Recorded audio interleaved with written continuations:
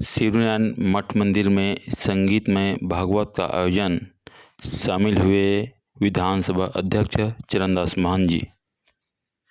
आपने कराया, हम सब ने उसको किया। इतने परम विद्वान पूरे 9 दिन में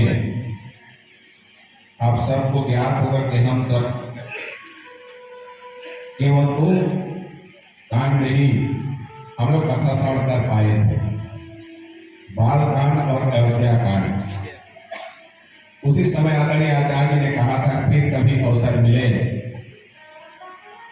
तो आगे की कथा को श्रवण कराने का अवसर आपने कहा था, और स्पर्श करते हुए सभी कथाओं को पूर्ण करते हुए आपने मर्यादा राघवन सरकार जी को राज्याभिषेक इस व्यासपीठ पर आपने कराया था। इस बीच में 2 साल कथा यहाँ नहीं हो पाया। आपसे हमने आग्रह किया था कि आगे कथा हम आपके श्री मुखारबिंद से श्रवण करेंगे, लेकिन इस विकट परिस्थिति के कारण राम कथा के स्थान में श्रीमद् भागवत महापुराण का आयोजन किया गया है।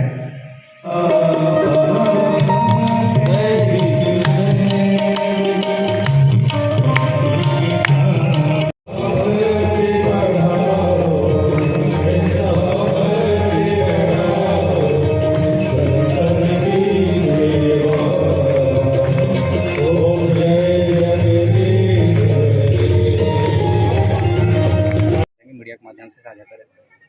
प्रति वर्षानुसार इस वर्ष भी धार्मिक अनुष्ठान का आयोजन श्री शिवनारायण मठ द्वारा किया गया है।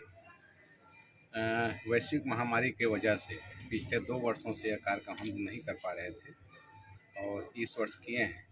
श्रीमद् भागवत महापुराण ज्ञान यज्ञ का आयोजन है 1 सप्ताह का, और इस कोरोना काल में हमारे शिवनारायण मठ के भी पुराने कर्मचारी, हमारे ट्रस्टी और ज्ञात अज्ञात बहुत लोगों का देहावसान इस कार्यक्रम समय काल में हुआ। तो उन सब के मोक्षार्थ श्रीमद् भागवत महापुराण ज्ञान का आयोजन शिवनारायण ट्रस्ट द्वारा किया गया है।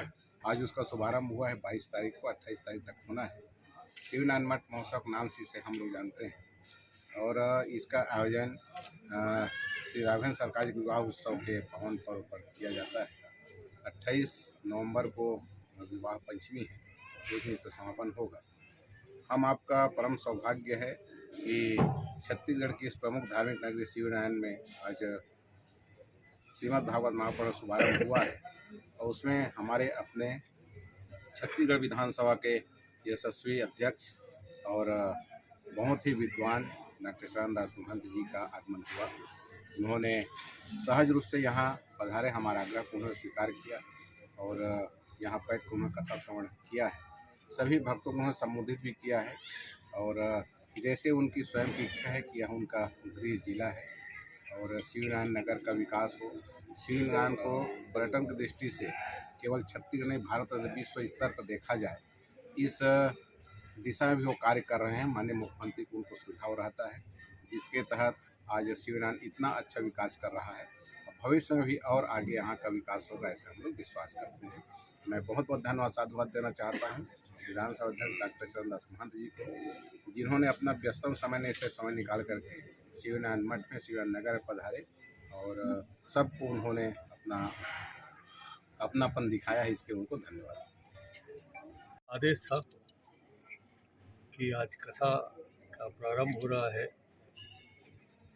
शिवनारायण मठ हम सब लोगों का ऐतिहासिक नगरी है, पौराणिक नगरी है। वहाँ हर बार उनके आदेश पर और बिना आदेश के भी हम आते जाते रहते हैं। यहाँ आकर ऐसा लगता है कि हम पुण्य स्थान में हैं, हमें पुण्य की प्राप्ति हो रही है। और जो एक आध्यात्मिक सुख जो एक व्यक्ति के आत्मा को पहुँचता है, वो यहाँ की हम सबको मिलता है। तो हम इसी बहाने इस मठ महोत्सव के कार्यक्रम में उपस्थित हुए थे, और यहाँ मैं तो पहले आने वाला था, मैं तो कुछ विलम्ब से पहुँचा, मगर सदैव महाराज की कृपा से मैं आता हूँ और उनकी कृपा से रायपुर के भी मंदिर में जाता हूँ, यहाँ भी आता हूँ। सदैव उनका आशीर्वाद बना रहता है, उसके लिए कैसा लगा आज ये कथा श्रवण करके? कथा श्रवण तो जितना सुनो उतना ही कम लगता है। आज तो बहुत कम समय सुन पाया, और कलयुग में एक ही तो रास्ता है। अगर आपको मोक्ष प्राप्त करना है, यदि आपके परमात्मा के पास जाना है, यदि आपका जीवन धन्य करना है, तो आप ऐसे साधुओं के संगत में रहें, कथा का श्रवण करें। यही आज के युग में सबसे पहला अनिवार्य विषय है। वहीं छत्तीसगढ़ सरकार पर्यटन के दृष्टिकोण से शिवनारायण को बहुत बढ़ावा दे रही है, इस पर क्या कहना चाहिए? शिवरी नारायण तो रामगमन पथ है। जहाँ हम लोग खड़े हैं, सबरी माता भी बैठी हैं। उनके जूठे बेर खाने के लिए जब राम यहाँ आ सकते हैं, तो हम लोग किस खेत के मूली हैं? हम सब लोग चाहते हैं कि ये अंतर्राष्ट्रीय जगत में इस स्थान को जाना जाए, माना जाए, और पर्यटन स्थल के रूप में ये पूरे भारत में विश्व में प्रसिद्ध हो, यही हम सबकी कामना है। और उसी के अनुरूप माननीय मुख्यमंत्री भूपेश बघेल जी कार्यक्रम बनाए हुए हैं। ये मेरा सौभाग्य है कि रामचंद्र जब छत्तीसगढ़ में आगमन हुआ था, तो मेरे पुराने लोकसभा के ही क्षेत्र में शुरुआत वहीं से हुई है और यहाँ तक पहुँचे हैं। सबरी जी का स्थान तो पूरे विश्व में प्रसिद्ध है, और हम लोग चाहते हैं कि जहाँ तक भगवान राम के चरण पड़े हैं, वहाँ हम लोग विकास करके दिखाएं, लोगों को दिखाएं कि भगवान राम इस रास्ते में गए हैं। तो हम लोग अपने अपने हृदय में उस रास्ते का अनुसरण करें, उनके आदेश का अनुसरण करें, उनके पुरुषार्थ का अनुसरण करें। यही हम सबकी कामना है।